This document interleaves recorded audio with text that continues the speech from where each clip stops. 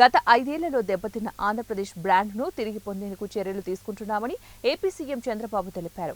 స్వాతంత్ర్య దినోత్సవం సందర్భంగా విజయవాడలోని ఇందిరాగాంధీ స్టేడియంలో జాతీయ జెండాను ఎగురవేసిన అనంతరం ఆయన మాట్లాడారు. గత 5 ఏళ్లుగా ప్రజలు కోల్పోయిన స్వేచ్ఛను అందించేందుకు కట్టుబడి ఉంటాం. ప్రజలకు ఉపయోగపడే విధానాలు రూపొందిస్తున్నాం.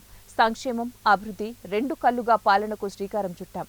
100 రోజుల ప్రణాళిక టార్గెట్గా అన్ని శాఖల్లో సమీక్షిస్తున్నాం. గత ప్రభుత్వం నిర్వీర్యం చేసినటువంటి శాఖల్ని పునరుద్ధరిస్తాం.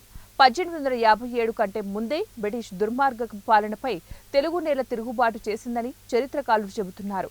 ఇది చైతన్యం కలిగిన ప్రాంతం. విభజనతో ఏర్పడిన నవ్యాంధ్రకు రాజధాని కూడా లేని పరిస్థితిలో నాడు పాలన ప్రారంభించాం.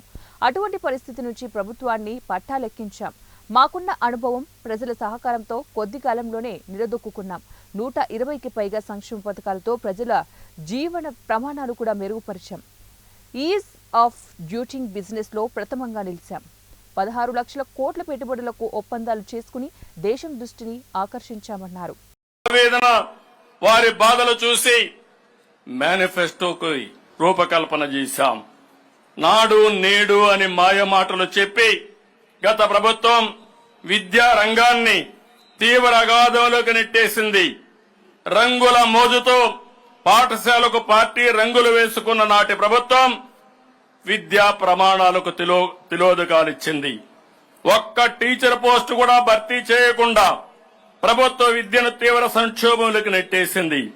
ఎన్నికల్లో ఇచ్చిన హామీ మేరకు అధికారంలోకి వచ్చిన వెంటనే బాధ్యతలు స్వీకరించిన తొలి రోజునే 16,340 పోస్టులతో మెగా డిఎస్సిపై తొలి సంతకం చేసి మా ప్రభుత్వం చిత్తశుద్ధి నిరూపించుకున్నాం. ఇప్పటికే ప్రక్రియ మొదలుపెట్టాం. ప్రజలకు భూమితో ఉండే అనుబంధం విడదీయరానిది. ప్రతి కుటుంబానికి భూమి అనేది ఒక భరోసా, వారి బిడ్డల భవిష్యత్తుకు ఆసరా. అందుకే ప్రతి ఒక్కరూ భూమిని ప్రాణంగా చూసుకుంటారు. ఒక్క గజం అన్యాక్రాంతమైన తట్టుకోలేరు. అయితే గత 5 ఏళ్ల కాలంలో మన రాష్ట్రంలో ఎప్పుడూ లేని విధంగా జరిగిన భూ కబ్జాలు, దోపిడీలు, రికార్డుల మార్పు, రీసర్వేతో తెచ్చిపెట్టిన కొత్త కష్టాలతో